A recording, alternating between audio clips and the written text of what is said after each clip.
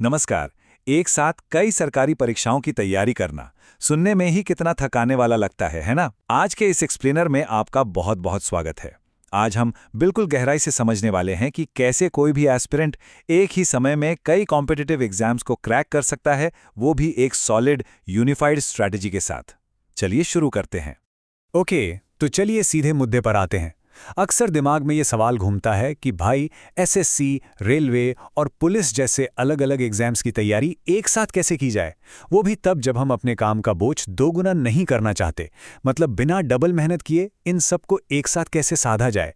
ये एक ऐसा कन्फ्यूजन है जिससे लगभग हर एस्पिरेंट कभी ना कभी गुजरता ही है। आज के इस एक्सप्लेनर का रोड मैप एकदम क्लियर है।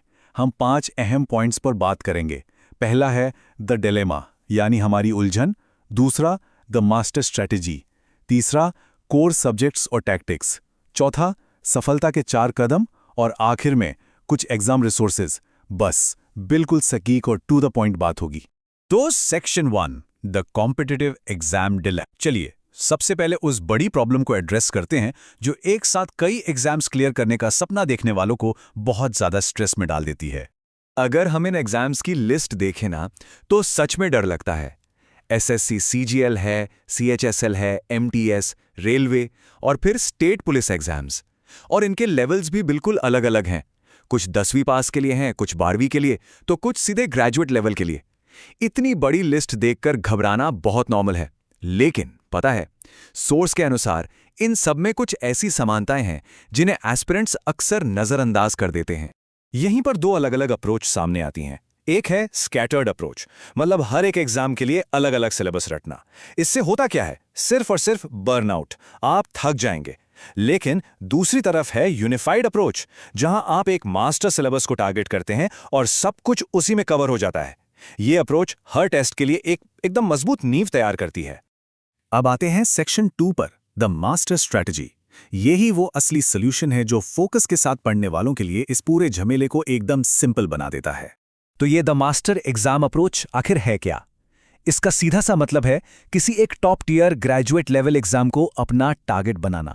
जैसे मान लीजिए एसएससी सीजीएल। सोर्स इस बात पर बहुत जोर देता है कि जब आप ग्रेजुएट लेवल की तैयारी करते हैं ना, तो एमटीएस या सीएचएसएल जैसे 10वीं 12वीं लेवल के एग्जाम्स का सिलेबस अपने आप नेचुरली कवर हो जाता है ना? कमाल की बात। इससे आपका बहुत सारा कीमती समय बच जाता है। और ये बात इसे बहुत ही शानदार तरीके से समझाती है। टियर 1 एग्जाम्स का वेटेज देखिए। मैथ्स, इंग्लिश, रीजनिंग और जीके जीएस, इन चारों में 25-25 सवाल आते हैं, एकदम बराबर। ये उस बहुत बड़े मिथक को पूरी तरह तोड़ देता है कि आपको अपना सारा टाइम सिर्फ मैथ सॉल्व करने में लगाना चाहिए। बिल्कुल नहीं, चारों सब्जेक्ट्स का महत्व एकदम बराबर है। सोज में एक बहुत ही कॉमन गलती की तरफ इशारा किया गया है। अक्सर होता क्या है कि प्रिपरेशन का ज्यादातर समय सिर्फ और सिर्फ गणित पर खर्च हो जाता है, जबकि इंग्लिश और रीजनिंग पर बराबर फोकस करने से आपको सबसे ज्यादा रिटर्न्स मिलते हैं। कई बार एस्पिरेंट्स मैथ्स के 2 मुश्किल सवालों में अटक कर अपना सारा कॉन्फिडेंस खो देते हैं और उस चक्कर में बाकी सब्जेक्ट्स के वो आसान नंबर भी हाथ से निकल जाते हैं जो फ्री में मिल सकते थे। अब बढ़ते हैं सेक्शन 3 की तरफ, कोर सब्जेक्ट्स एंड टैक्टिक्स। अब हम ये समझेंगे कि इन चारों इक्वली इंपॉर्टेंट सब्जेक्ट्स को हैंडल करने के लिए आखिर कौन सी स्पेसिफिक टैक्टिक्स अपनानी चाहिए। सबसे पहले बात करते हैं जीके जीएस के ब्लूप्रिंट की।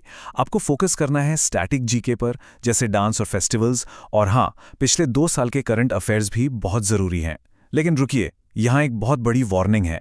एग्जाम से ठीक 15 दिन पहले रट्टा मारने वाला सिस्टम अब काम नहीं करता।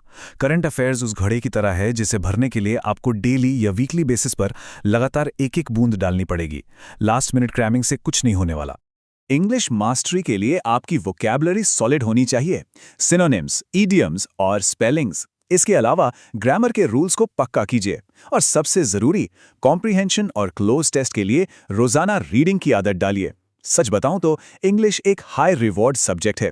यहां आपकी थोड़ी सी रेगुलर मेहनत आपको बहुत आगे ले जा सकती है। मैथ्स और रीजनिंग को कैसे टैकल करें? सबसे पहले अपने फाउंडेशन बेसिक्स को एकदम क्लियर कीजिए। फिर लेवल के हिसाब से एमसीक्यू सॉल्व करें। और जो सबसे क्रूशियल पॉइंट है ना, वो ये कि पिछले 10 सालों के प्रीवियस ईयर क्वेश्चंस को घोट कर पी जाइए।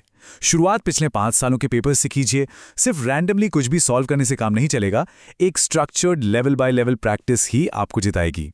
तो ये तो हो गई सब्जेक्ट्स की बात। अब आते हैं सेक्शन 4 पर, 4 स्टेप्स टू सक्सेस। ये वो प्रैक्टिकल डेली एग्जीक्यूशन स्ट्रैटेजी है जो इन सभी सब्जेक्ट टैक्टिक्स को एक साथ जोड़ती है। सोर्स के मुताबिक सफलता के ये 4 कदम हैं। पहला, डेली लाइफ क्लासेस अटेंड करना। दूसरा, खुद के सेल्फ नोट्स बनाना। तीसरा, एग्जाम से पहले कम से कम 3 बार रिवीजन करना। और चौथा, मॉक्स और प्रीवियस ईयर पेपर्स के जरिए लगातार खुद को टेस्ट करना। और हाँ, सोर्स साफ तौर पर चेतावनी देता है कि अगर आप सेल्फ नोट्स नहीं बना रहे या ट्रिपल रिवीजन को हल्के में ले रहे हैं तो आप सीधे फेलियर की तरफ बढ़ रहे हैं। ये स्टेप्स नॉन नेगोशिएबल हैं।